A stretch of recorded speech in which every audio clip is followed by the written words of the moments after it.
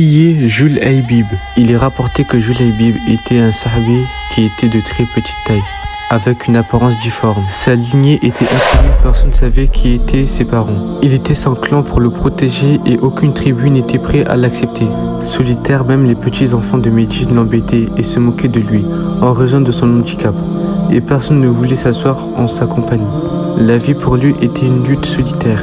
Il survécut du mieux qu'il put et passa beaucoup de nuits seul à Médine. Pleurant de désespoir et arpentant les rues, personne ne voulait lui offrir ne serait-ce qu'un peu d'affection ou de compassion. Sans famille et sans un seul ami au monde.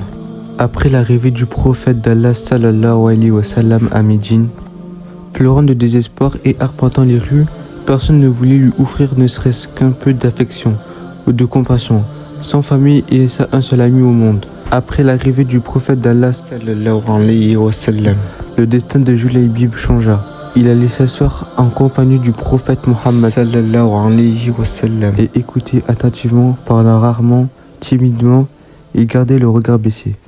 Dorénavant, à la personne du prophète Mohammed sallallahu alayhi wa sallam, le meilleur de ses amis, ses jours de solitude et de désespoir étaient résolument terminés. Grâce au prophète Mohammed sallallahu alayhi wa sallam, Jul Aybib faisait maintenant partie de la communauté des croyants. Un jour, alors qu'il était assis accompagné du prophète, celui-ci le demanda: « Oh Jul Aybib, demande quelque chose. Y a-t-il quelque chose que tu désires ?» Il leva la tête lentement et dit d'une voix timide: « Ô messager d'Allah, Allah m'a béni par ta compagnie, je m'assis devant tes pieds bénis, que pourrais-je bien demander de plus ?» Le prophète d'Allah sallallahu alayhi wa sallam lui demanda: « Souhaiterais-tu te marier, mon cher Jul Aybib ?» Il sourit timidement en se demandant qui voudrait donc l'épouser. « Oui, messager d'Allah, j'aimerais tant. » Le prophète d'Allah sallallahu alayhi wa sallam se rendit à la maison d'un compagnon important et noble parmi les Ansar. Il lui dit: « Je suis venu demander la main de ta fille en mariage. » Le compagnon fut ravi et dit au messager d'Allah: « Existe-t-il une plus grande bénédiction que celle-ci ?» Le prophète sallallahu alayhi wa sallam déclara alors: « Je ne le demande pas pour moi, mais c'est pour Jul Aybib que je fais la demande. » Le compagnon resta ponctuel. « Pour Jul Aybib ?» demanda-t-il avec étonnement. « Oui, pour Jul Aybib, répondit le messager d'Allah. » Le compagnon répondit alors: « Je dois consulter ma femme. » Il dit alors à son épouse: « Le prophète d'Allah a demandé la main de notre fille en mariage pour Jul Aybib. » L'épouse du compagnon commença à pleurer, à gémir, à se plaindre de toutes ses forces. « Non, pas Jul Aybib, n'importe qui d'autre, mais pas Jul Aybib. Je ne permettrai jamais cela. » Attendant l'agitation, la fille arriva. On rapporte qu'elle était si belle qu'aucune des femmes des Ansar ne pouvait rivaliser avec sa beauté. Elle était timide et modeste que le ciel lui-même n'avait probablement jamais vu sa tête découverte. Elle avait tellement de taqwa qu'elle passait ses jours et ses nuits en adoration. La fille demanda qu'est-ce qui s'est passé. On lui raconta que le prophète d'Allah était venu demander sa main pour Jul Aybib. Alors que la mère continua de pleurer et de crier, la fille déclara: « Ô mère, crains Allah, pense à ce que tu viens de dire. Tu te détournes du prophète d'Allah. Ô ma mère, il ne convient pas à un croyant de prendre sa propre décision une fois qu'Allah et son messager ont décidé d'une affaire. Penses-tu que le prophète d'Allah nous apporte une disgrâce, que Jul Aybib ne soit pas béni? Allah et son messager demandent la main de ta fille à son nom. Ne sais-tu pas que les anges eux-mêmes envient la poussière présente sur les pieds de celui qui est un béni d'Allah et de son messager? Demande au prophète de m'envoyer Jul Aybib, car il n'y a pas de plus grand privilège que d'être béni par un tel mari. Le prophète d'Allah est venu à nous avec un tel cadeau merveilleux. Alors pourquoi pleures-tu et lamentes-tu ainsi ?» Le cœur de la mère se remplit de remords. Elle déclara alors: « Ne dis plus rien ma fille, je me suis trompée et je me repens 1000 fois pour cela. Il n'y a personne que je préfère pour toi que Jul Aybib. » Le lendemain, le mariage a eu lieu. Othman et Ali donnèrent à Jul Aybib une somme d'argent pour l'aider à organiser la fête de Walima et à se procurer un logement.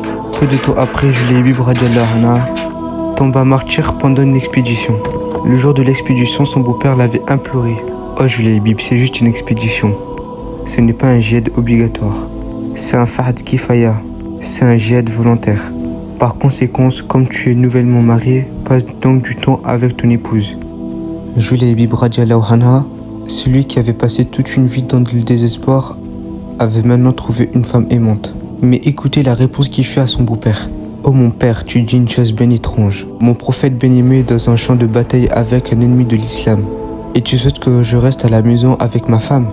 Je sacrifierai mon sang et mon âme plutôt que de voir mon prophète affronter les difficultés pendant que je suis assis à la maison dans le confort. » C'est un spectacle bien étrange de voir le petit Julaybib radiallahu anha portant un épée presque aussi grand que lui. Lui, le doux et gentil Julaybib radiallahu anha s'était transformé en lion. Qui ose faire la guerre à mon prophète sallallahu alayhi wa sallam, dit alors qu'il chargeait les rangs de l'ennemi. Après cette bataille, le prophète d'Allah sallallahu alayhi wa sallam demanda aux compagnons d'aller voir si quelqu'un manquait dans la famille et dans les clans. Chacun retourna voir si tout le monde de sa famille était présent. Alors le prophète sallallahu alayhi wa sallam pleura avec les larmes aux yeux et dit « J'ai perdu mon bien-aimé Julaybib, retrouvez-le ». Il trouve son petit corps frêlé, couché près de l'ennemi qu'il avait tué durant la bataille. Le prophète d'Allah demanda qu'une tombe soit creusée. Il arriva, se tient devant sa dépouille et dit il en tua 7 et puis il a été battu. Cet homme fait partie de moi et moi de lui. Il le prit alors dans ses bras à lui seul et puis il fut enterré. Les compagnons pleuraient abondamment. Que nos pères et nos mères soient sacrifiés pour toi, ô Julaybib, que ton statut est élevé. Un tel compagnon qui autrefois comme un paria, évité et rejeté par la société autour de lui, il a aimé Allah et son messager sallallahu alayhi wa sallam et ainsi atteint un degré très élevé. Lui qui n'était pas beau fut béni d'une belle épouse. Lui qui était pauvre fut béni par une femme riche. Lui qui n'avait ni femme ni statut fut béni par une femme ayant un statut et une lignée noble. Lui qui avait vécu dans la solitude et le désespoir fut aimé par Allah et son messager sallallahu alayhi wa sallam. Lui de qui le messager d'Allah sallallahu alayhi wa sallam dira cet homme fait partie de moi et moi de lui. Il est dit que suite à son sacrifice, le ciel fut rempli de milliers d'anges qui étaient venus participer à sa janaza, prière mortuaire. Julaybib le solitaire était devenu un bien-aimé d'Allah et de son prophète sallallahu alayhi wa sallam. Il n'était plus un homme seul. Tel est le statut des amoureux du prophète d'Allah. Quant à son épouse, il est dit qu'il n'y avait pas de veuve à Médine, dont la main était plus recherchée dans le mariage que la sienne. J'espère que cette vidéo vous aura plu. Assalamu alaikum wa rahmatullahi wa barakatuh.